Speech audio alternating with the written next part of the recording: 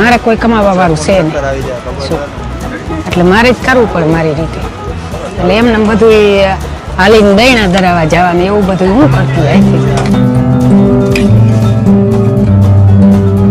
એને પહેલેથી જે જન્મતાથી જ આ વિકલાંગતાની તકલીફ છે, મગજની બે તકલીફ છે. 2-4 ડગલા હાલે ને પડી જાય, 2-4 ડગલા હાલે ને થોડોક ધ્યાન વરવું એવું બહુ કરે. ઘણી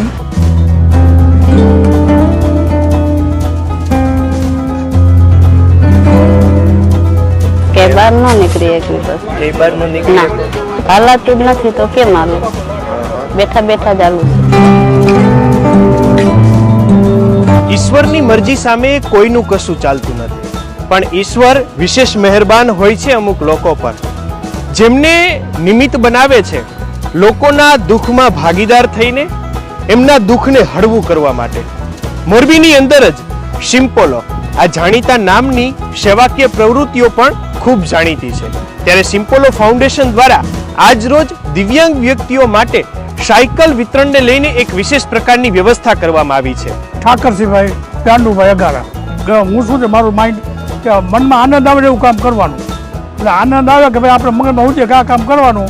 માનો કે આની અંદર છે ને આ બધાના ગરીબ માણસોને પગારને આ બધા નામ છે એ પણ દર મહિને પગાર આપવાના. જેને કોઈ નિરાધાર હોય, કોઈ આધાર જ હોય, વિકલાંગ હોય, સુરદાસ હોય, એવાને દર મહિને પગાર આપવાના. અને બાકી આવા 5-6 વર્ષે સાયકલો આપું છું તો સાયકલ વિતરણ કરવાની. કુલ રજિસ્ટરમાં લખાણે છે 538, એમાં 100 વેચાણ થઈ ગયું, ડિસ્પેચ થઈ ગયું 100 સાયકલોનું. એટલે આજે બીજું 50 આવેલી છે, એમાં 25ના બોલાવ્યા છે. બાકી રોજે રોજ જેમ થાપે જેમ આવતા જેમ જતા જાય છે. એનું સારું થશે, ભગવાન એનું જાજુ દે. ઓલા જે નાના ભાઈ રહ્યા એને હું એ જ કહું કે જો મોરના ઈંડા ચિતરવા ન પડે. દાદાએ પપ્પાએ જે કાર્ય રાખ્યું છે સ્ટાર્ટ, એ તમારે પણ રાખવાનું, જેથી કરીને અમારા જેવા દિવ્યાંગોને કામ આવે છે.